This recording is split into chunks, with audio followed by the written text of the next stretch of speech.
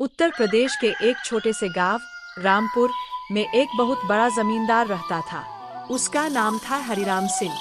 गांव में उसकी 100 बीघा जमीन, बड़ी हवेली और दर्जनों नौकर थे।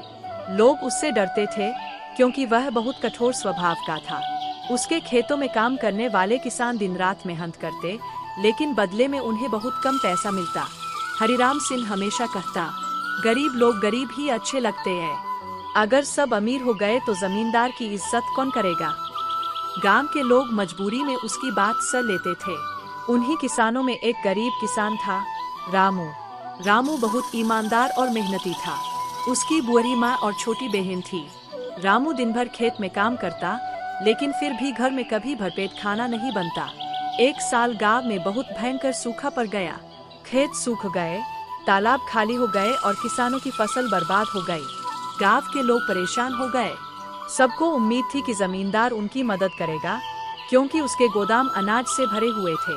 लेकिन हरिराम सिंह ने उल्टा लगान बया दिया। गांव के कौपाल में उसने ऐलान किया, जिसने इस महीने लगान नहीं दिया उसकी जमीन छीन ली जाएगी। यह सुनकर गांव में सन्नाटा छा गया। रामू हाथ जोड़कर बोला, मालिक, इस बार बारिश नहीं हुई, फसल पूरी सूख गई, हमें थोड़ा समय दे दीजिए। हरिराम गुस्से में बोला, मुझे बहाने नहीं सुनने, अगर पैसे नहीं आए तो जमीन छोड़ दो। रामू की आंखों में आंसू आ गए। वह चुपचाप कर लौट गया। उसकी बूढ़ी माँ ने पूछा, क्या हुआ बेटा?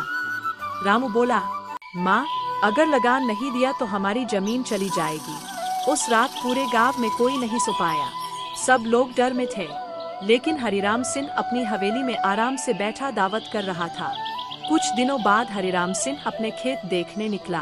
रास्ते में उसने देखा कि गांव के बच्चे भूखे बैठे हैं। कुछ लोग सूखी रोटियां खा रहे थे, मगर उसका दिल नहीं पसीजा। उसी शाम जब वह हवेली लौटा तो अचानक तेज आंधी और बारिश शुरू हो गई। बिजली जोर जोर से चमकने लगी। हवेली का पुराना हिस्सा गिर पड़ा। हरिराम सिंह बाल बाल। उस रात पहली बार उसे डर लगा। बारिश इतनी तेज हुई कि उसकी कई फसलें बर्बाद हो गईं। अगले दिन खबर आई कि उसके गोदाम में पानी भर गया और बहुत सारा अनाज खराब हो गया। हरिराम गुस्से और चिंता में डूब गया। तभी उसका पुराना नौकर बोला, मालिक, शायद गरीबों की बद्दुआ लग गई है। पहली बार हरिराम चुप हो गया। कुछ दिनों बाद हरिराम सिंह बीमार पड़ गया। बड़े बड़े डॉक्टर आए, लेकिन उसकी तबीयत ठीक नहीं हुई। हवेली में अकेलापन छा गया। जिन लोगों से वह गमन करता था, उनमें से कोई उसका हाल पूछने नहीं आया। एक दिन अचानक रामू उसकी हवेली पहुंचा। उसके हाथ में दवा और खाना था। हरिराम हैरान होकर बोला, तू यहाँ क्यों आया? मैंने तो तेरे साथ बहुत बुरा किया। रामू मुस्कुराकर बोला, मालिक, इंसानियत सबसे बड़ी होती है। आपने गलत किया, लेकिन हम आपका बुरा नहीं चाहते। रामू की बात सुनकर हरिराम की आंखें भर आईं। उसे पहली बार अपनी गलतियों का एहसास हुआ।